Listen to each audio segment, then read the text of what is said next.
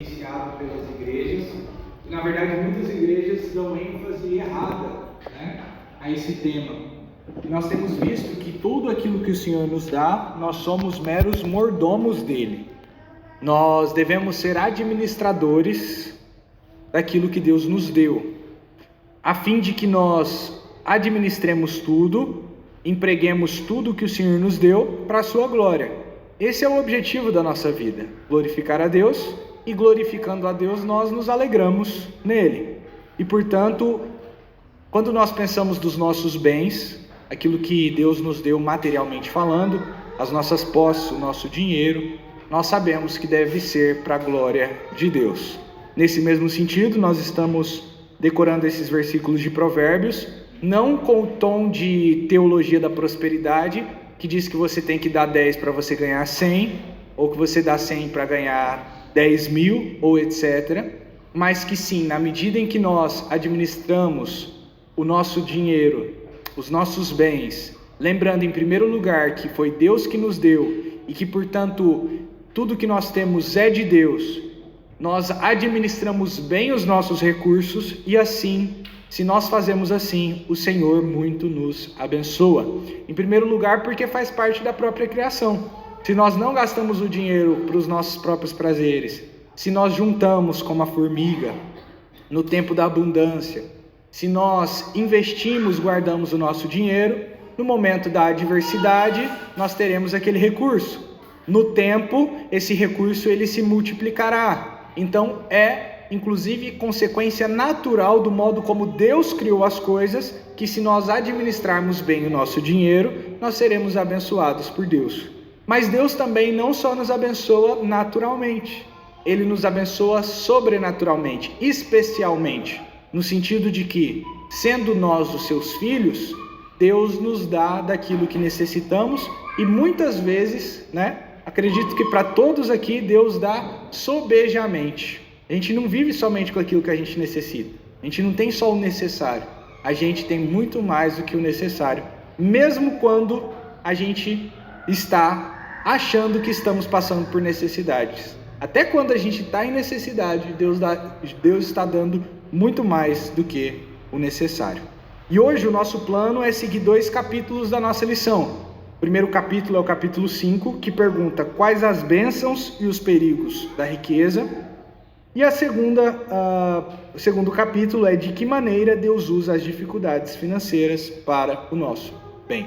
Vocês vão ver que isso tudo está articulado com as exposições que nós estamos fazendo em 1 Pedro e também com a nossa última escola dominical, com o nosso último curso na escola bíblica dominical, algumas das várias coisas que nós vimos da religião prática. Então, em primeiro lugar, quais são as bênçãos e os perigos da riqueza? Tem um texto da Escritura que nos dá alguns indícios disso. Eu gostaria de abrir com vocês ali, então, em Provérbios capítulo 30. Provérbios capítulo 30 nos fala um pouco sobre isso.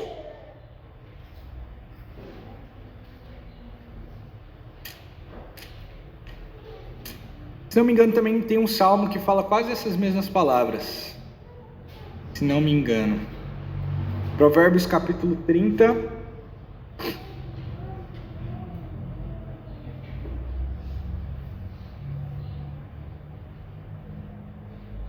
Verso 8 e 9. Afasta de mim a vaidade e a palavra mentirosa. Não me des nem a pobreza, nem a riqueza. Mantém-me do pão da minha porção de costume, para que, porventura, estando farto, não te negue e venha a dizer, quem é o Senhor? Ou que, empobrecendo, não venha a furtar e tome o teu nome, e tome o nome de Deus em vão. Somente até aqui.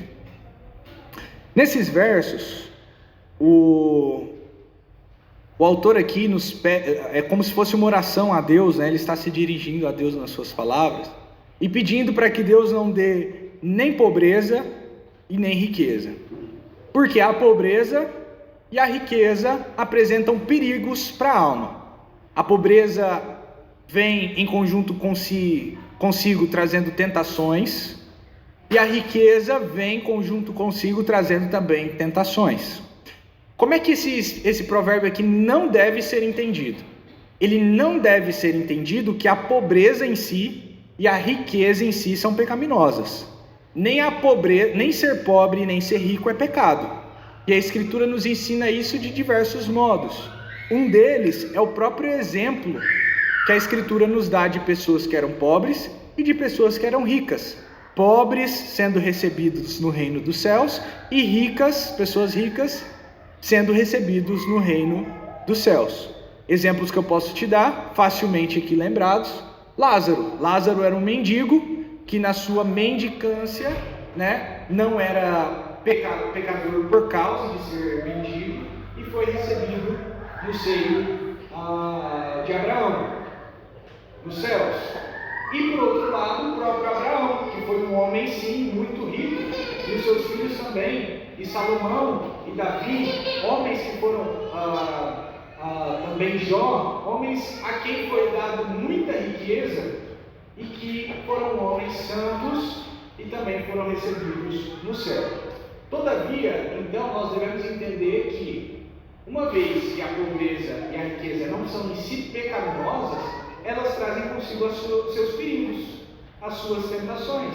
E a gente deve olhar e conhecer os perigos e as tentações da pobreza e da riqueza, a fim de que, estando nós em pobreza ou em riqueza, nós não caiamos nesses perigos. Mas quando o autor aqui desse provérbio fala a respeito de Deus não dar nem a pobreza nem a riqueza, ele está falando dos extremos mais propriamente ditos, É como se ele ficasse num estado, um estado financeiro em que ele nem passa necessidade e que ele também nem tem demais, que ele nunca mais precisaria, por exemplo, pensar em trabalhar. Ele pede para que o Senhor dê o meio termo. Por que o meio termo, nesse sentido, não apresenta as tentações dos extremos? Certamente, a gente pode até viver no meio termo e ainda assim incorrer em tentações tanto da pobreza quanto da riqueza. Mas ele pede então para que Deus dê um meio termo para que as suas tentações sejam, por assim dizer, aliviadas. Ele não tem essas tentações. E eu gostaria de perguntar para você: normalmente a gente ora para que Deus nos dê riqueza, para que Deus nos abençoe, nos permita que a gente se organize financeiramente, que a gente ganhe mais no nosso serviço, que a gente consiga terminar de construir a nossa casa, comprar o nosso carro, abençoar a nossa família sim. Mas você já orou aqui como o autor desse provérbio, pedindo para que Deus te dê pobreza? Isso é uma realidade que eu acho que ninguém nunca orou. Talvez não pobreza, para que Deus nos dê pobreza, mas para que Deus não nos deixe ricos demais, Talvez você nunca tenha orado assim. Talvez a gente sempre pense: nossa, mas se Deus der mais para mim, eu vou conseguir fazer mais. E talvez você não pense dessa forma nem de um modo mesquinho, do tipo, não, aí eu vou conseguir realizar todos os meus sonhos, eu vou conseguir viajar, ter um carrão, uma casona. Talvez nem seja tão mesquinho, num certo sentido, mas você pensa: nossa, mas se Deus me desse muito dinheiro, eu ia conseguir ajudar muito na igreja, a igreja ia ser uma igreja que a gente ia conseguir ter um lugar de reunião melhor, sem paredes descascando, sem goteira, com talvez ar-condicionado. No tempo do calor a gente vai depender desses ventiladores um pouco barulhentos. Mas Deus dá a cada um segundo a sua bondade e segundo a medida que cada um a necessita. E assim o autor aqui está pedindo ao Senhor: Senhor, me dê na medida do necessário. Não permita que eu passe por muitas necessidades, não permita que eu seja pobre, e nem também que eu seja rico demais. Saibam vocês, se tornar rico é uma das piores coisas que podem acontecer com algumas pessoas. Exemplos disso a gente vê quando a gente liga o YouTube, liga a televisão, a gente vê pessoas que são ricas demais, se tornaram ricos da noite para o dia, e por conta dessa riqueza repentina perderam completamente as estribeiras do coração. Muitos que colocam o coração nas riquezas, e outros que começam a gastar as riquezas. Antes, uma pessoa sensata se torna insensata pelo excesso de poder que o dinheiro traz. O dinheiro de fato traz um poder aquisitivo que a pessoa começa então a se perder nos seus prazeres, em todo aquele dinheiro que ela possui. A realidade é que é difícil ser pobre, né? Ninguém está falando que não é difícil. Pelo contrário, a realidade é dura e eu acho mais dura do que você acha. Porque pelo menos a maioria de nós não passou por pobreza extrema. Quando o autor fala aqui para Deus não dar pobreza, ele está falando de uma realidade em que riqueza e pobreza são um pouco diferentes do que é riqueza e pobreza para nós hoje. Os pobres hoje, né, pessoas que muitas vezes a gente vê como pobres, normalmente, a maioria, não todos, eu não quero generalizar aqui, mas colocando, né, é necessário ter uma certa generalização para a gente entender o que está sendo colocado. Quando a gente fala de uma pessoa ser pobre, normalmente essa pessoa não passa fome. Se passa fome, ela passa fome na ideia que ela tem de passar fome. O que é passar fome nos tempos bíblicos? É ficar dias sem comer. Muitas pessoas que hoje a gente fala que passa fome, ela tem arroz e tem feijão. Muitas vezes, né? Muitas vezes talvez falta a mistura. Falta às vezes uma carne, né? E aí, por vezes, dá para comer um ovo, uma salsicha, né? Até a salsicha ficou super inflacionada e até a salsicha hoje em dia está bastante cara, ao meu ver. Mas pode comer um miojo, né? E comer uma coisa diferente de vez em quando, né? Mas nas escrituras aqui, ser pobre, talvez poucos aqui tenham passado de fato por essa condição. Antigamente, né, na época dos meus avós, isso era uma realidade muito mais visível, né? Muitas mais pessoas passavam realmente por necessidade. Eu posso dizer que, graças a Deus, eu nunca passei necessidade, né? Nunca faltou comida na minha casa, e pelo contrário, né? Sempre teve arroz, feijão e uma misturinha. Até hoje, a gente não pode, né, todos os dias comer das melhores carnes, mas a gente pode comer todo dia uma linguiça, um peito de frango, uma carne vermelha, e a gente vai variando também para não ficar muito caro. Acredito que é a realidade da maioria de nós. E aí talvez você se veja como pobre, mas a realidade é que você é rico. Nós, de maneira geral, nós que vivemos no Brasil, a grande maioria de nós, à luz das escrituras, já somos ricos. Imagine como é que era viver nesses dias. Hoje nós temos, ao alcance das nossas mãos, centenas de milhares de milhões de pessoas para tocar para a gente. Nessa época, para você escutar uma música, era uma raridade. Ter um instrumento musical era uma coisa muito difícil, né? Saber tocar um instrumento musical, mais difícil ainda, porque além de trabalhar, você tinha que ter tempo para aprender e tempo para ficar tocando. É muito mais difícil. Hoje em dia a gente tem muito fácil os instrumentos musicais, pessoas que sabem tocar no nosso meio, mas além disso, no seu celular, quantos salmos, quantos hinos ou quantas músicas você não pode escutar. Isso eram privilégios que nem os reis tinham. Os reis poderiam ter uma ou outra pessoa para tocar para eles, mas não tanta variedade. Isso é então riqueza. A gente tem hoje, por conta da tecnologia, uma riqueza sem par. Pense também na variedade de comidas que você já comeu, né? Não é que você tem, às vezes, no dia a dia você come arroz, feijão e uma carne, por exemplo, né? Mas você tem acesso aí a centenas de outras coisas para você comer no mercado.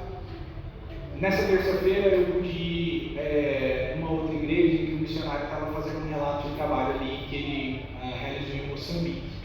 E se vocês procurarem, vocês vão ver que lá em Moçambique a comida comum das pessoas é aquilo que eles chamam de shima.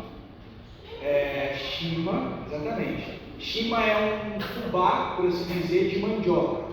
É uma mandioca ralada que faz uma farinha, eles misturam com água e cozinham. E umas folhas, né, como se fosse uma couve, outras ervas, né, que a gente tem normalmente de horta, ali misturada. Então é como se fosse um fubá de mandioca com couve, né, e é isso a comida deles todo dia quando tem, porque quando não tem eles pegam umas bananas verdes e cozinha, né, e quando está muito chique, né, assim, não hoje é final de semana a gente vai comer uma coisa diferente, eles comem junto da shima e desse outro molho, né, que eu esqueci agora o nome, tem um nome específico. Eles comem talvez um peixe seco, que é como se fosse vamos falar assim, um peixinho, né, do tamanho de um lambari, seco, salgado, ou também pé de galinha, né? Que é as coisas que a gente nem come normalmente, né? Muitas pessoas gostam, mas muitas das pessoas que gostam, por exemplo, de pé de galinha, de moela, aprendeu a comer porque antigamente tinha que comer, né, para aproveitar, e aí você cria aquele certo tipo de apego um pouquinho, mas não é uma comida que é reconhecida como sendo extremamente saborosa, nem mesmo nutritiva, né? Logicamente que tem colágeno ali, mas 1 quilo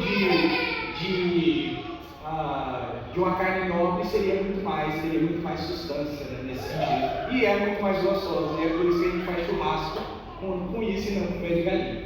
Então veja, existem pessoas hoje que já passam por uma realidade muito mais difícil que a nossa. Essas pessoas normalmente têm uma refeição por dia. Aquela shima que é feita é uma refeição por dia. E nesse sentido, muito parecido com isso, era nos tempos bíblicos. Às vezes passavam um dia sem comer, em momentos de necessidade, mas quando tinha comida abundante, ainda assim era muito mais escasso do que nós hoje. De modo que, antigamente, as pessoas eram muito mais magras. Vocês podem até olhar as fotos do Brasil. Antigamente, as pessoas, era difícil achar uma pessoa obesa, né, ou que estava acima do peso. E hoje, a gente tem que lutar contra a balança, porque a gente come muita bobeira. Comer coisa doce, muito raramente. Mel, né? A coisa doce seria mel, e mel não tinha com tanta abundância também. E hoje em dia a gente come coisa doce, sobremesa, no café da manhã, no almoço, no café da tarde, na janta. Ou seja, a gente tem muita abundância. Eu estou começando a citar. Hoje a gente tem WhatsApp, né, que antes a gente tinha que enviar cartas. E às vezes, bem antigamente na época da Bíblia, não tinha correio para enviar carta, né? As pessoas tinham que correr, né? Correria, não é correio, né? Tinha que correr de uma cidade a outra para levar notícia. Hoje a gente tem jornal, a gente sabe as notícias. Hoje a gente tem carro, né? Quem morasse onde eu moro, lá do outro lado da cidade, nunca conseguiria estar aqui presente. Teria que ter uma igreja local ali, naquele bairro, porque, né, para a gente poder andar, não sei quantos quilômetros são aqui, 9, 10 talvez, seria muito mais difícil, né? Como muitas pessoas às vezes tinham que andar, moravam em fazendas, né, para poder ir na igreja. Então, os exemplos são soberbos. Eu poderia passar horas aqui falando para apresentar a realidade de que nós somos ricos. Mas, ainda assim, é possível que você esteja abaixo do padrão de riqueza dos nossos dias. E isso dá para nós, muitas vezes, o senso da pobreza. E de fato, e aí sim, também continua sendo difícil para nós sermos pobres. A pobreza, por exemplo, apresenta o problema da cobiça. A gente pode olhar para aqueles nossos irmãos que têm mais do que nós e cobiçarmos aquilo que ele tem, invejarmos aquilo que ele tem. Um exemplo que a gente poderia dar é na própria questão do trabalho. Talvez na sua vida você escolheu algum caminho, né, que depois você se arrependeu, ou era um caminho que não te remunerava tão bem financeiramente, e a tentação é olhar para uma pessoa que talvez estudou com você, e talvez ela até tirava nota mais ruim que você na escola, e hoje ela está bem em situação. Tem um carrão, já tem uma casona, é novo, e aí você olha e fala assim: nossa, mal e mal nem nenhum emprego, eu nem sei se eu vou trabalhar mês que vem de novo. Tenho uma motinha, ou tenho que andar de ônibus, ou tenho um carro, mas meu carro é ruim, é um carro velho, ou eu tenho um carro bom, mas poderia ter um carro melhor, um carro assim assado, um carro elétrico, né, ou etc. Eu tenho um carro, mas não tenho uma casa, eu tenho que morar de aluguel, eu não tenho uma casa. Então a pobreza, quando a gente está abaixo do nível de riqueza dos nossos amigos, dos nossos parentes, dos nossos pais, a tentação da inveja é uma das que nos assola. Principalmente quando nós fazemos como Asaf fez ali no Salmo 73, Asaf, né? No Salmo 73, quando ele vê que ele é mais justo daqueles que estão prosperando, e ele olha então para a própria justiça e fala: se eu sou justo e aqueles são ímpios, por que os ímpios estão prosperando e o justo está na sua pobreza? Né? Asaf mesmo responde à sua própria tentação, né? Quando ele diz ali que quase se perdeu, quase resvalou os seus pés. Por quê? porque Deus nos dá segundo as nossas necessidades e o nosso tesouro completo não está aqui, mas está nos céus. Outra dificuldade, por exemplo, a Escritura nos fala em Provérbios capítulo 19, que as riquezas trazem muitos amigos, mas o pobre é abandonado até pelo amigo. Todos os irmãos do pobre o rejeitam, muito mais seus amigos se afastam dele. Ele os procura com súplicas, mas ele já se foi. Veja qual é a realidade da pobreza aqui. Quantos amigos você já perdeu por ser pobre? Eu acho que poucos, né? Talvez você consiga pensar em um ou outro. Talvez quando você foi realmente pobre, você perdeu amigos. Mas essa é a realidade. O pobre aqui é uma pessoa que está falando quase como um mendicante, né? Ninguém gosta de mendigo, nem os familiares mendigam. Tudo que a pessoa você vai chegar nela, ela vai pedir porque ela está passando necessidade, né? E aí é toda vez aquela necessidade, aquela dificuldade. Então veja, eu não estou falando que as coisas têm que ser assim, nem a Bíblia, né? Mas a Bíblia está descrevendo a realidade da vida. As pessoas evitam os pobres. E mesmo se no contexto em que você está as pessoas são mais ricas, talvez você já encontre essa dificuldade. Todo mundo sai para comer, você não pode. Todo mundo sai para dar presentes uns para os outros, você não pode dar presente porque o seu dinheiro não sobra para dar presente, né? E aí você tem que dar um presente muito abaixo do padrão de vida daquela pessoa. E aí você fica até envergonhado de dar um presente que para outra pessoa vai ser quase que insignificante, né? Então é difícil nesse sentido ser pobre. O pobre também está mais vulnerável às calamidades. A Escritura nos fala, por exemplo, que os bens do rico são a sua fortaleza e a ruína dos pobres é a sua pobreza. Ou seja, no momento da necessidade, o rico ele tem que socorrer a sua necessidade e o pobre não tem, porque aquela calamidade que muitas vezes vem, uma doença, né? O carro que o pobre bateu, ou fundiu o motor, qualquer coisa nesse sentido, muitas vezes a gente não tem com que nos sustentar. A enchente, né? Como reestabelecer essas coisas. Além disso, o pobre muitas vezes está sujeito à opressão daqueles que têm dinheiro, daqueles que são ricos, daqueles que têm poder. A Bíblia nos ensina também no Provérbios 22 que o rico domina sobre os pobres e o que toma emprestado é servo do que empresta. Então, às vezes a gente se torna vulnerável porque a gente vai precisar pegar um dinheiro emprestado para a nossa subsistência e aí a gente se torna servo daquele que empresta, né? Então, a pobreza apresenta dificuldades, mas não só essas dificuldades. A pobreza também nos apresenta um perigo espiritual muito grande. Porque além dessas coisas, dessas dificuldades que nós temos, há a dificuldade de querer enriquecer ou conquistar as coisas que achamos que necessitamos por meios pecaminosos. Por exemplo, vou dar um exemplo aqui da esposa de um pastor que adorava roupas da moda e que havia sido pega furtando numa loja cara. Ou outras pessoas, inclusive isso acontece em muitas igrejas, pastores, ou diáconos, ou presbíteros, ou membros também, que roubam as próprias ofertas da igreja, né? Pessoas, por exemplo, que ele fala aqui que os melhores clientes das lotéricas são os pobres, né? Você já viu pessoa muito rica jogando na loteria? É difícil, né? Realmente você vê os pobres lá querendo fazer uma fezinha, igual eles falam. Fazer uma fezinha. Joga na loteria para ver se um dia fica rico. E é um gasto errado do dinheiro, um gasto inadequado do dinheiro. Então, há formas, né, erradas de querermos enriquecer que os pobres também podem incorrer, seja no roubo de lojas, roubo de pessoas. Você pega uma coisa emprestada que alguém nunca mais devolve, né? E finge, sabe que você pegou emprestado, que você não devolveu, e finge que nada aconteceu. Isso é uma forma de roubo também, né? Quando você não devolve. Rouba de Deus, no sentido de que você não dá, você não oferta à igreja, por exemplo. Você não paga, muitos, né, por conta disso também não pagam aquilo que deveriam pagar nos mais diversos locais, e então se torna um perigo espiritual muito grande a pobreza. Todavia, Deus dá esperança para aqueles que são pobres. O Salmo 9, vamos abrir lá, brevemente. Salmo capítulo 9.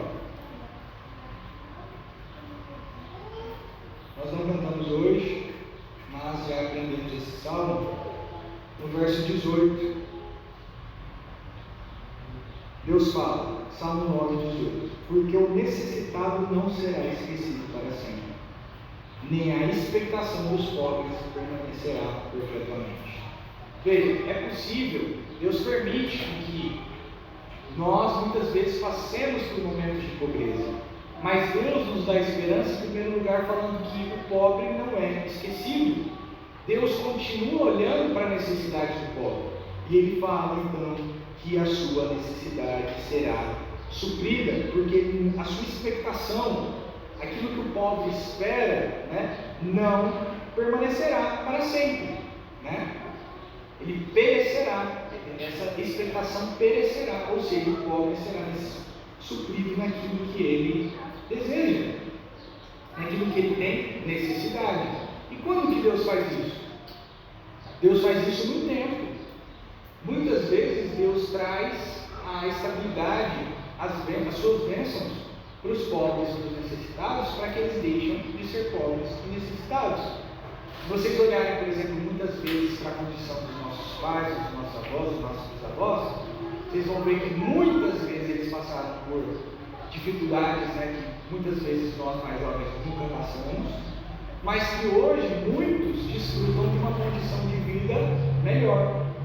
Principalmente aqueles que ouviram a Deus no modo de administrar o seu dinheiro, não gastaram dinheiro com bebedice, com drogas, com coisas erradas, juntaram, trabalharam duro e hoje não estão mais naquela mesma condição. Talvez hoje não são ricos, mas não estão mais naquela mesma condição.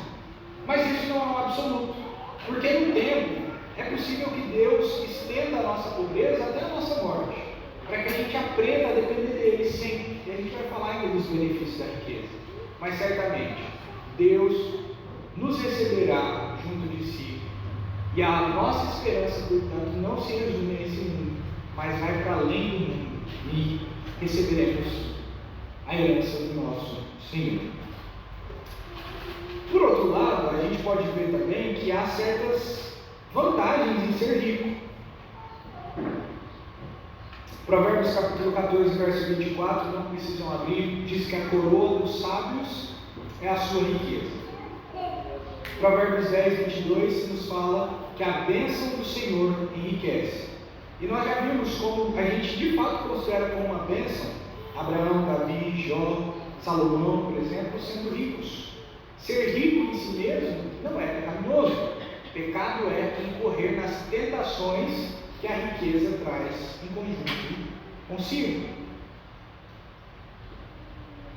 E muitos, de fato, desfrutam do sucesso econômico, de uma vida de riquezas, em decorrência, ou seja, porque seguiram os princípios divinos de sabedoria. Trabalharam duro e de forma inteligente, evitaram as dívidas, são pessoas generosas que vivem de modo íntegro e santo, pessoas que economizam, pessoas que não gastam com prazeres carnais, que não são escravas dos vícios. Tudo isso são coisas que empobrecem. Então, muitas vezes, pessoas já desfrutam do sucesso econômico tão somente porque administram a sua vida financeira do modo como Deus nos ordena. Então, vejam que mais uma vez todos esses princípios eles são máximos. Não é uma coisa causal tão óbvia, porque muitas vezes a gente trabalha duro, por exemplo, a gente tenta trabalhar de forma inteligente o máximo possível, a gente evita as dívidas, a gente é generoso, e muitas vezes a gente ainda não se torna rico, no sentido de ser muito sobejo. Às vezes a gente fica naquele padrão de vida que para muitos ainda é pobreza, mas se a gente vive então de modo como Deus criou as coisas para serem vividas, é natural que a gente então desfrute de uma liberdade melhor do que se a gente não vivesse. De modo que se você, mesmo sendo pobre, não trabalhasse duro, não evitasse as dívidas, não vivesse economizando, não abstivesse dos vícios, você seria ainda mais pobre daquilo que você é. Então a gente pode ver que você já é mais rico daquilo que você poderia ser se você obedece os mandamentos de Deus com respeito à sua vida financeira. Provérbios capítulo 10, verso 4 nos fala que o que trabalha com indolência, com preguiça, com letargia, lentidão, empobrece, mas a mão do diligente, daquele que é trabalhador, ela enriquece. É óbvio, né? Se você é preguiçoso, você vai receber o fruto da sua preguiça, que é pobreza. Se você é trabalhador, você recebe o fruto do trabalho, que é o salário justo, e o salário é dinheiro, e dinheiro, portanto, acumulado é riqueza. A Escritura continua falando, Provérbios 13, verso 11, a riqueza adquirida às pressas se perderá. Então, às vezes a gente fica ganancioso, e a gente quer enriquecer rapidamente, então a gente perde a própria riqueza que é adquirida às pressas. Provérbios 20 e 21, a herança que no princípio é facilmente adquirida não será abençoada no fim. Então, o que as pessoas falam, né? O que vem fácil, vai fácil. Por exemplo, a gente conversava sobre isso, né? Muitas famílias passaram assim. Muitas vezes os bisavós foram ricos, e aí os avós foram criados em riqueza, e não aprenderam a trabalhar e nem a administrar. E eles começam a gastar, e aí os filhos já terminam de gastar, e os netos são pobres, né? Os bisnetos são pobres. Por quê? Porque aquela riqueza foi herdada, então ela veio muito facilmente. Muitas vezes as pessoas recebem uma grande herança, só que o resultado é que não sabem administrar, não sabem trabalhar, não sabem manter, não sabem multiplicar, e o resultado é que então as pessoas se empobrecem. Muitas pessoas que ganham, por exemplo, na Mega Sena, ou ganham no Big Brother, e aquela riqueza ali é muito temporária, dá 1, 2, 3 anos no máximo, já gastaram tudo. Então, a Escritura nos ensina que a gente deve batalhar.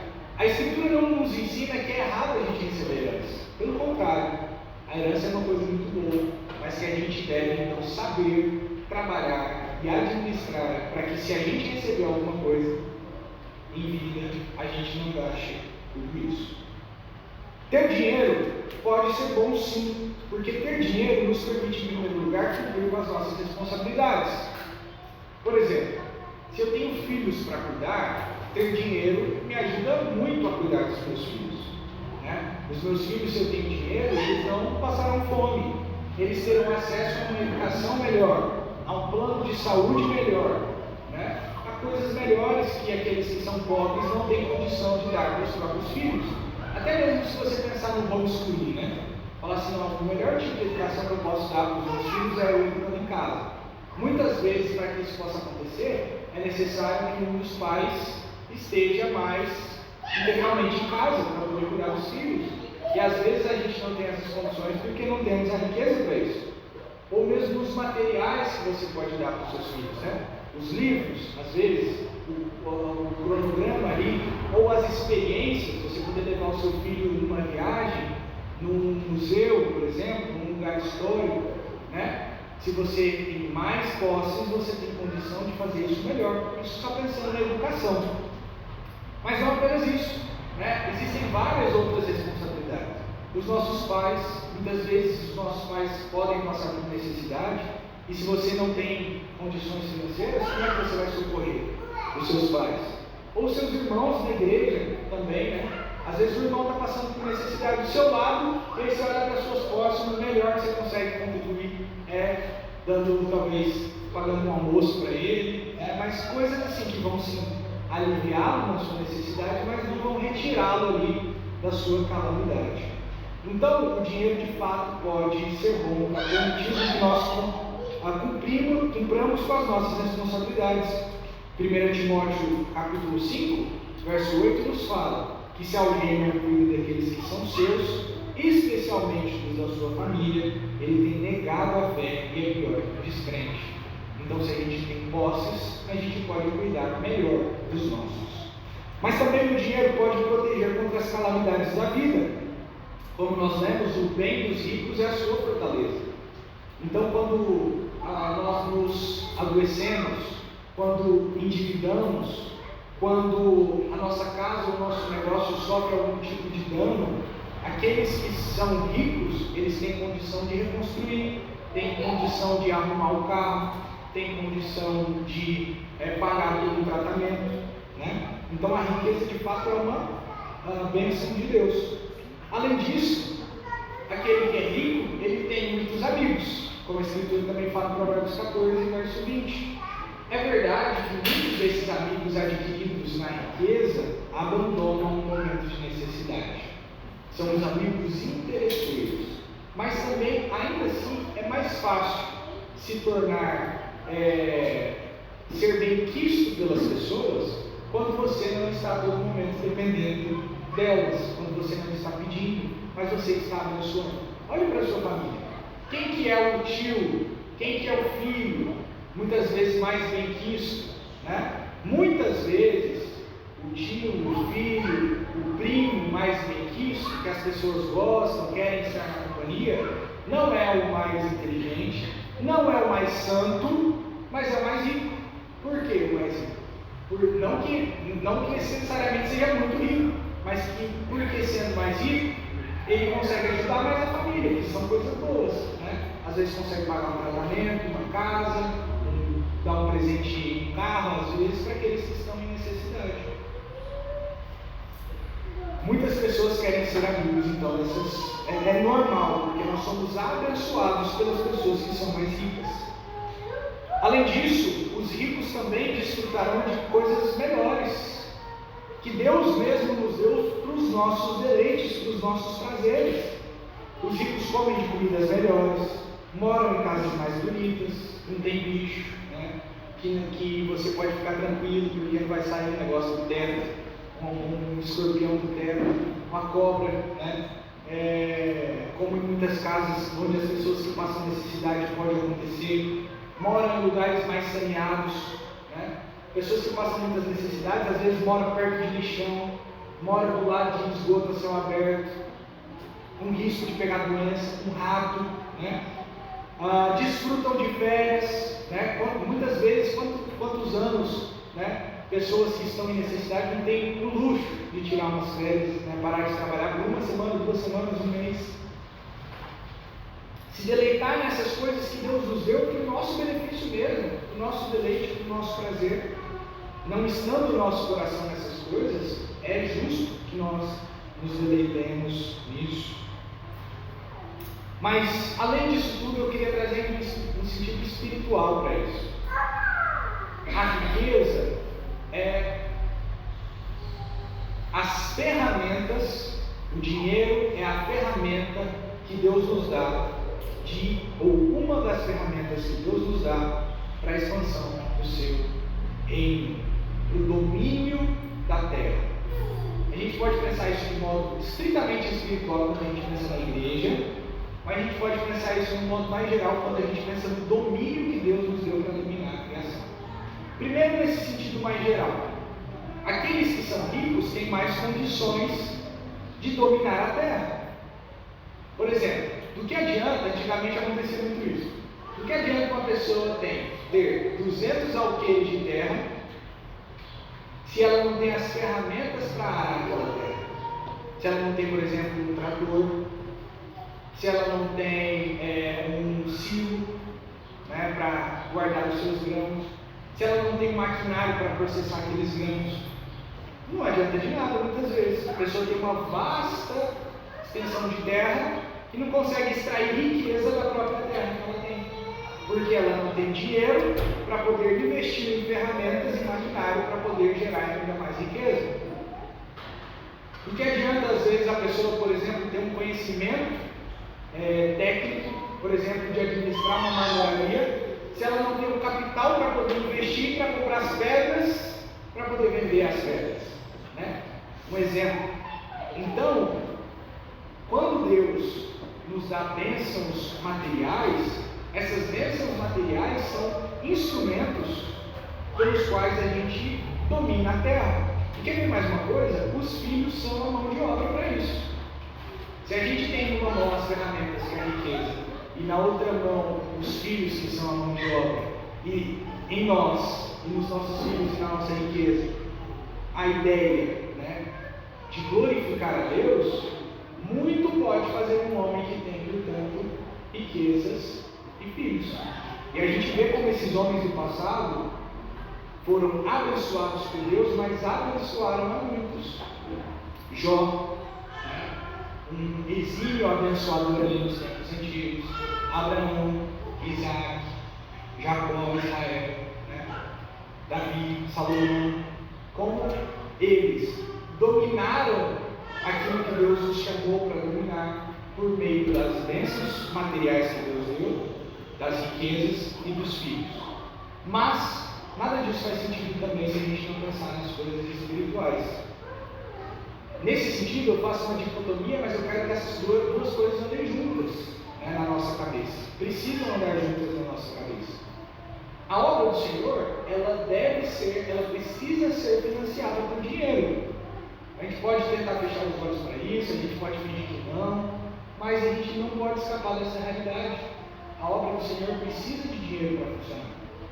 Se a gente vai fazer um acampamento, o acampamento tem que pagar luz, tem que pagar água, tem que pagar comida, às vezes tem que pagar o lugar, e precisa de quê para isso? A gente vai pagar tudo isso só com oração?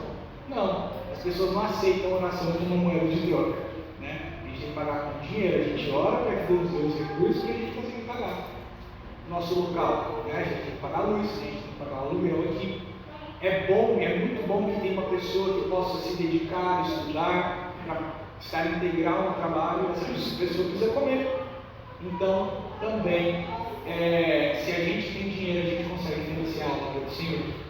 Então, quer dizer que a obra do Senhor depende única e exclusivamente de dinheiro? Não. Dinheiro sem o Espírito Santo atuando não vale de nada. Inclusive, a gente vê igrejas multimilionárias, igrejas extremamente ricas e que estão vazias de Cristo. E a gente pode ver igrejas extremamente pobres reunindo lá numa fazendinha, reunindo debaixo do pé de manga, que o Espírito Santo está ali, Jesus Cristo está ali, o Pai está ali, sendo verdadeiramente adorado. Mas Deus então faz com que muitas vezes a sua obra se expanda por meio dos instrumentos, e um dos instrumentos é os recursos financeiros. Então, nós devemos sim buscar enriquecer, mas não no sentido que a Escritura condena. O nosso coração não deve estar no dinheiro. Nós não devemos querer o dinheiro pelo dinheiro. A gente deve sim querer ser bem sucedido na nossa vocação, trabalhar duro, administrar bem os nossos recursos, para que nos sobre mais, e sobrando mais a gente tenha mais ferramentas, mais poder para dominar o mundo, dominar no sentido material e dominar no sentido espiritual. Mas as riquezas também trazem o seu perigo. Um autor disse que o cristão é reprovado muito mais vezes no teste da prosperidade do que no teste da perseguição. Pessoas falam assim, às vezes era bom ter uma perseguição para dar uma purificada na igreja, Mas sabe uma coisa que dá uma purificada na igreja, num certo sentido, talvez até, na verdade não purifica, Num certo sentido sim, é a riqueza. Por quê? A riqueza excessiva faz com que aquelas pessoas que têm alguns pecados secretos guardados no coração, quando ela recebe muito dinheiro, ela dá a voz, dá ouvido a esses pecados e ela se aparta da igreja. Seria mais ou menos a mesma coisa, porque na perseguição, eu não acho que exatamente a perseguição exatamente purifica a igreja no mesmo sentido, porque muitos abandonam também a fé, e às vezes as pessoas que estão na igreja também, mesmo no momento de perseguição, são hereges, como a gente vê na igreja, inclusive no Novo Testamento. Mas a gente poderia traçar esse paralelo. Para muitas pessoas, ser rico é bem pior do que ser perseguido. Quais são algumas das tentações de ser rico? A principal delas, eu acredito que a Escritura nos fala, inclusive no texto de Provérbios 39 que a gente viu, é esquecer-se de Deus. É confiar nas próprias riquezas. É achar que, em primeiro lugar, você nunca mais vai ser pobre. Achar que a sua felicidade se restringe àquilo que você pode comprar, né? E talvez esse seja um perigo que a gente passa por ser rico, mesmo sem saber que a gente é rico, né? Quantas vezes, né, você já orou pelo pão de cada dia com o senso de que talvez, de fato, naquele dia você não vai ter dinheiro para você comprar pão, né? Talvez você nunca tenha orado assim, pensando que talvez você não pode ter dinheiro naquele dia para ter o seu mantimento. Então, nesse sentido, talvez você esteja se assemelhando aos ricos na sua tentação, no sentido de você nem ora pelo pão de cada dia, porque você sabe que você tem dinheiro para comprar até a padaria, algumas pessoas, né? Se for necessário. Se você não tem dinheiro para comprar a padaria, pelo menos até o final do mês você está garantido, né? Você dá uma apertadinha, vai dar tudo certo, vai dar tudo bem, vai ficar tudo bem. A tentação da riqueza é nós sermos independentes de Deus. Quanto mais pobres nós somos, mais dependentes nós vemos que somos de fato. E os ricos são dependentes também. De modo que Deus pode dar a riqueza e pode retirar a riqueza na mesma medida que Ele dá. E a grande realidade é que, se nós não somos fiéis a Deus nas nossas riquezas, se nós não administramos aquilo que Deus nos tem dado de forma fiel, Deus pode simplesmente nos levar à pobreza, por conta da nossa infidelidade. Então, às vezes, você tem seu salário aí de R$ 1.400, R$ 2.000, R$ 3.000, R$ 4.000, R$ 10.000, R$ 20.000, R$ 50.000, né? E você se escora nesse pouco para muitos, ou muito para poucos, ou etc. Assim. Mas você se escora nesse seu salário, e nesse seu salário que você tem, você já pensa que você está suprido, e não percebe que você tem completamente dependência do Senhor em tudo. Então não se assemelhe à tentação dos ricos assim. Não caia no engodo das riquezas. Não é errado buscar os deleites que Deus dá na riqueza, mas quando a gente se esquece que Deus nos dá todas as coisas, a gente cai no engodo da riqueza. Além disso, a Escritura também nos adverte que nós não devemos fazer da busca da riqueza o nosso principal objetivo da vida. Por exemplo, Provérbios 11, 28, aquele que confia em suas riquezas cairá. Provérbios 23, 4 e 5, não te fatigues para ser rico, ser sábio e te contente. Por que desejarias riquezas que nada são? Elas fazem asas para si e a semelhança de águia para o céu. Você pode procurar lá no YouTube, né? Pessoas famosas que eram ricas e hoje são pobres. São dezenas de milhares, né? As pessoas que confiam nas próprias riquezas e não confiam no Senhor, elas cairão. E a grande realidade é que, se você confia no Senhor, o Senhor pode até tirar sua riqueza, mas ainda assim você continuará satisfeito, feliz e aprendendo do Senhor. O exemplo de Jó para a gente às vezes é muito radical, e de fato é. Deus lançou Jó, que tinha muitas riquezas, numa pobreza absurda, né? Absurda, que provavelmente muitos de nós não vamos passar. E aí talvez ele se torne estranho para nós por causa disso. É um extremo muito grande. Mas pense que uma coisa semelhante pode acontecer na sua vida. E ainda assim, é dito que Jó não murmurou contra o Senhor, né? E não negou o Senhor. E assim também deve ser conosco. Certamente, se a gente é rico e a gente vive num padrão de riqueza alto, perder tudo é uma tristeza, é motivo de tristeza, é motivo de choro. Mas aqueles que confiam no Senhor sabem que a sua alegria não depende dessas coisas materiais. E por fim, no dia do juízo, todo o nosso tesouro material será inútil. Provérbios 11, 4, no dia da ira, as riquezas não servem para nada, mas a justiça livra da morte. Mesmo em períodos de calamidade, os ricos muitas vezes perdem tudo que têm, como foi em Israel, eu já citei para vocês, mas a justiça livra da morte. Livra às vezes da morte física, como a gente vê exemplos da história de Israel, justos sendo livrados da condenação, da ira de homens por causa da sua justiça, mas também certamente livra da justiça eterna, da morte eterna. A Escritura nos ensina que, pelo contrário, a sabedoria é melhor que a riqueza. Provérbios 16:16: é melhor adquirir sabedoria do que ouro, é bem melhor escolher entendimento do que a prata. É melhor ser santo e viver um estilo de vida simples do que ser rico e ímpio. Provérbios 16:8: melhor é o pouco com justiça do que grandes rendas com injustiça. Provérbios 15:16 e 17: melhor é ter pouco com temor do Senhor do que ter um grande tesouro acompanhado de inquietação. Melhor é um prato de hortaliça onde há amor do que o boi gordo acompanhado de ódio. Quantas casas vocês têm visto assim? Que na pobreza as pessoas estão ali unidas, participando do pouco, mas na riqueza uns se tornam viram um do outro, né? É muito melhor ser santo e ter pouco do que ter muito e ser ímpio e levado pela mentira das riquezas. Por fim, o amor ao dinheiro leva a todos os tipos de males. Nós vimos esse texto em outras semanas, que quando nós colocamos o nosso coração no dinheiro, quando nós amamos ao dinheiro, nós somos tentados a todo tipo de males. Todavia, ainda, esse foi o capítulo 5 que nós vimos agora, eu gostaria de gastar mais um breve tempo pensando de que maneira Deus usa as dificuldades financeiras para o nosso bem.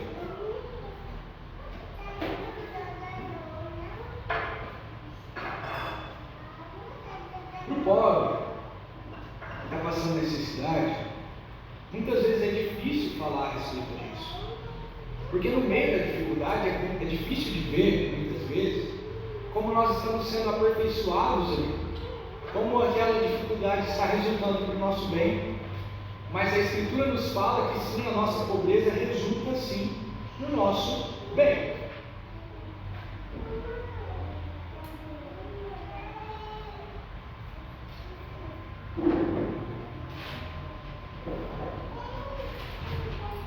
Muitas vezes nós estamos tristes por conta da nossa pobreza, não do modo santo, mas do modo pecaminoso. Como é que nós ficamos tristes com a nossa pobreza, com a nossa necessidade, do modo pecaminoso? Quando nós olhamos para as nossas coisas e comprando a ideia do mundo de que a riqueza deve nos trazer a felicidade, nós ficamos insatisfeitos com aquilo que Deus nos deu. O que o mundo promete hoje é que você precisa ganhar mais para que ganhando mais você seja feliz. Você consiga comprar tudo que você necessita, você consiga tirar as férias que você necessita, né? Como se tudo isso fosse uma necessidade para a sua alegria, para a sua felicidade. E aí você compra essa ideia e você vê que nunca é suficiente. A pessoa que anda de ônibus, ela quer começar a andar de Uber. Aí quando ela começa a andar de Uber, ela quer começar a andar no transporte próprio. Ela compra uma moto. Só que aí, por exemplo, né? Aí ela vai andar de moto, começa a chover e queimar o braço. Aí a família cresce, ela fala, preciso de um carro. Aí ela tem um carro, começa a comprar um carrinho ali, mais antigo, que é o que ela pode comprar, e ela já quer um carro melhor, um carro que tem ar-condicionado. Aí ela compra o carro que tem ar-condicionado e agora ela quer um carro mais potente. Aí ela compra um carro potente e agora ela não quer só um carro, ela quer um carro para a mulher dele também. Aí ela compra um carro para a mulher, mas o carro da mulher está muito simples, aí tem que ser um melhor. Aí agora, não, eu já tenho 2 carros, mas agora eu tenho hobby de colecionar carros. Aí ela tem um carro antigo, né? Aí ela quer ter um carro de corrida. Veja, eu estou dando um exemplo bobo, mas as pessoas são assim, né? Talvez não com carro, talvez com carro, mas com casa. Eu moro de aluguel num barraco, agora eu vou começar a morar de aluguel num lugar melhor. Não, agora eu consigo comprar um apartamento, eu vou para um apartamento, mas apartamento não tem espaço. Como é que eu vou fazer um churrasquinho e chamar a minha família no final de semana? Não tem como, então eu vou comprar uma casa. Só que a casa tem que ser humilde, depois vai para uma casa maior, agora já não dá, agora eu quero uma casa de condomínio, e assim vai. Roupas, mesma coisa. Viagens, mesma coisa. Você estava satisfeito ir no Tangará no final de semana, agora você quer ir em Caldas, né? Aí Caldas já não é suficiente, você quer ir para a praia, agora a praia já não é suficiente, você quer ir para Disney, né? E assim vai. A riqueza não é suficiente. As pessoas que são mais ricas não são mais felizes que as pessoas que são mais pobres. Por quê? Porque se a sua felicidade, ou melhor, se você vincula a sua felicidade àquilo que você pode comprar, você está sempre insatisfeito. As pessoas que podem comprar tudo, né? Você pegar um Elon Musk da vida, um Rockefeller da vida, a pessoa pode comprar a bolsa brasileira, né? Quase. Ela pode comprar quase que o Brasil, vamos dizer assim. Ela ainda, no mesmo dia, acorda, tem dor de barriga, tem que escovar os dentes, tem depressão e todas essas demais coisas. Por quê? Porque verdadeiramente isso é uma mentira de Satanás. A riqueza não consegue trazer a felicidade. E se você continua achando que a riqueza traz felicidade, você continua insatisfeito. Você está buscando a satisfação. O que é a satisfação? A completude, a alegria do seu coração na coisa errada. Isaías 55, verso 22 fala: ó vós todos que tendes sede, vinde às águas. E vós que não tendes dinheiro, vinde comprai e comei. Vinde comprai vinho e leite, sem dinheiro e sem custo. E aí ele diz: por que gastais o dinheiro naquilo que não é bom? E o produto do vosso trabalho naquilo que não pode satisfazer? Ouvi-me atentamente, comei o que é bom e deliciai-vos com finas refeições. Muitos de nós estamos insatisfeitos com as nossas finanças, não é porque a gente não tem bastante, como eu comecei falando. Todos nós aqui eu acredito que temos mais do que o suficiente, mas porque nós estamos acreditando na mentira do mundo que a gente precisa ter um pouquinho mais para a gente ser feliz. A gente precisa ganhar R$1.000 a mais. A gente precisa conseguir aquela promoção. Aí a gente consegue aquela promoção, a gente precisa de outra. E logo a gente só é satisfeito se a gente for o dono da empresa. E aí o dono da empresa não está satisfeito, porque a empresa não vai bem. E assim sucessivamente. A nossa alegria não está em satisfazer a fome e a sede carnais. A fome e a sede dos nossos desejos carnais, mas a nossa fome e sede espirituais, que só é saciada no Senhor. Por isso o Senhor, muitas vezes, sabendo que a nossa felicidade só vem daí, né? A origem da nossa felicidade está em estarmos supridos espiritualmente, Ele muitas vezes nos envia dificuldades financeiras para o nosso bem. Em primeiro lugar, Deus utiliza as dificuldades financeiras para nos santificar. Em primeiro lugar, para que a gente dependa dele, a gente volte do nosso senso de que a gente depende das nossas riquezas, para que a gente passe a depender do Senhor. E nas nossas dificuldades financeiras, muitas vezes a gente realmente ora com o senso de que tudo vem das mãos do Senhor, pedindo pelo pão de cada dia. Na dificuldade financeira, Deus utiliza isso para nos santificar também financeiramente. Você que gasta com coisas erradas, muitas vezes com os vícios, muitas vezes de modo errado, né? Deus reduz drasticamente o seu padrão de vida para que você comece a gastar do modo certo, com as coisas certas, né? Administrando fielmente aquilo que o Senhor te deu. O Senhor muitas vezes assim nos disciplina para que nós possamos ser santificados, e uma das varas, portanto, pode ser a necessidade financeira. A Escritura assim faz, portanto, para que nós possamos confiar no nosso Senhor,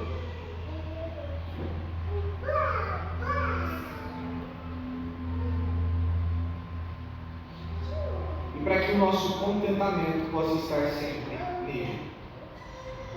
Paulo foi o principal dos exemplos disso. Nós já vimos isso em cursos passados, onde ele fala que ele pode passar por qualquer situação, mas estar satisfeito no Senhor, na alegria, na fome, na escassez, na prisão, na liberdade, tendo muito, tendo pouco. E veja que nessa mesma epístola, Paulo fala, vejam como é contraditório, parece contraditório. Em Filipenses, capítulo 4, é onde Paulo fala a respeito disso. Que ele pode passar por todas as coisas naquele que o fortalece.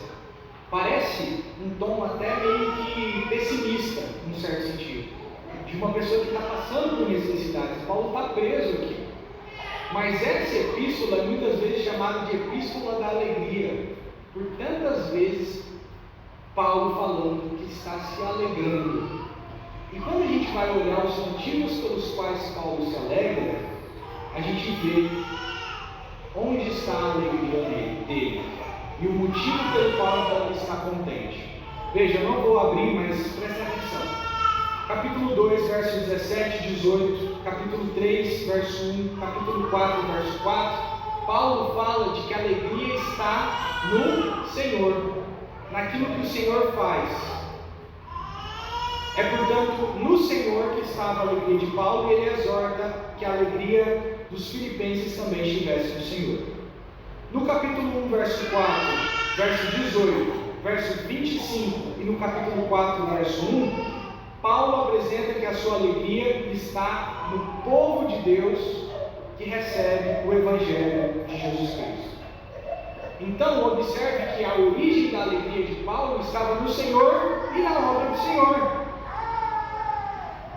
Se a nossa alegria não está no Senhor e na obra do Senhor sendo feita, nós não teremos condições de nos alegrar como Paulo nas mais diversas dificuldades. Portanto, onde está a sua alegria? O que te alegra? O que te alegra é tão somente quando você ganha uma promoção, ou quando você consegue comprar aquilo que você quer comprar, quando você consegue comprar suas roupas, quando você consegue comprar os seus colecionáveis, quando você consegue comprar as coisas que agradam a sua carne, os seus olhos, o seu paladar, os seus ouvidos, as suas férias, por exemplo, o seu conforto. Se a sua alegria está nessas coisas, você nunca viverá feliz. Mas se a sua alegria está no Senhor e na obra do Senhor sendo realizada, assim você se alegrará com Paulo.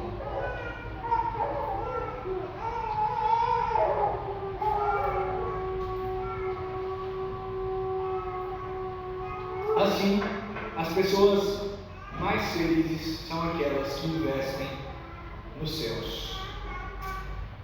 Para finalizar, ele resume: a solução para a maior parte dos nossos problemas financeiros não começa simplesmente com um orçamento ou um plano para quitar as nossas dívidas. Pelo contrário, é preciso sondar o nosso coração. Estamos crescendo em nossa capacidade de buscar nossa máxima alegria e satisfação em Deus.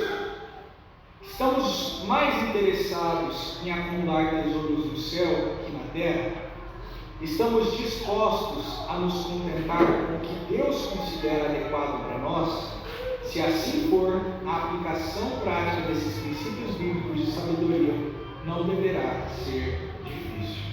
Portanto, se o nosso coração está no Senhor, em fazer a sua vontade, em glorificá-lo, em nos alegrarmos nele, todas as demais coisas financeiras começam a se acertar, uma vez que nós não estamos buscando as riquezas de modo errado. E assim, a nossa vida financeira é vivida de modo mais adequado, e nós começamos a nos alegrar, inclusive, melhor nas posses que nós temos. Elas começam a nos encher mais, porque a gente está requerendo delas aquilo que elas podem dar. Aí ela não nos enche no vazio da nossa alma, no vazio existencial, na nossa necessidade de satisfação que somente Deus pode nos satisfazer. Ela nos enche como aquilo que Deus nos dá. E aí a gente pode glorificar a Deus, a gente pode verdadeiramente agradecer a Deus, cantar louvores a Ele naquilo que Ele nos tem dado, e não ficarmos somente querendo mais e mais e mais e mais. Pedir mais é errado? Muitas vezes não, mas pode ser se você pede como se aquilo ali fosse necessário para a sua felicidade, ou quando você pede para Deus um ídolo, quando você pede para Deus um falso Deus, como se a sua felicidade dependesse daquilo. Então que nós aprendamos assim, em primeiro lugar, sondando o nosso coração, para que nos alegremos no Senhor em primeiro lugar e depois nas coisas que Deus nos dá. Amém? Vou fazer uma oração então para encerrarmos. Oremos. Senhor Deus, nos ajude, portanto, a aprender a administrar os recursos que o Senhor nos dá com fidelidade, não empregando eles meramente pelos nossos prazeres, mas para a sua glória, para que o seu nome seja exaltado onde quer que o nosso dinheiro vá. Que assim, Senhor, nós sejamos abençoados, vivendo uma vida mais plena, mesmo com riqueza, mesmo com pobreza, que em tudo nós possamos estar felizes no Senhor. E clamamos, Senhor, como o autor aqui desse provérbio que nós lemos, que o Senhor não nos dê além da medida que nós podemos suportar, e que o Senhor afaste as tentações da riqueza e as tentações da pobreza das nossas casas, para que tudo nós possamos honrar. Oramos assim, em nome do nosso Senhor Jesus Cristo. Amém. Se a gente perguntar se alguém tem uma dúvida, porque o nosso horário vai adiantado, ou algum comentário, não podemos deixar os nossos ouvidos.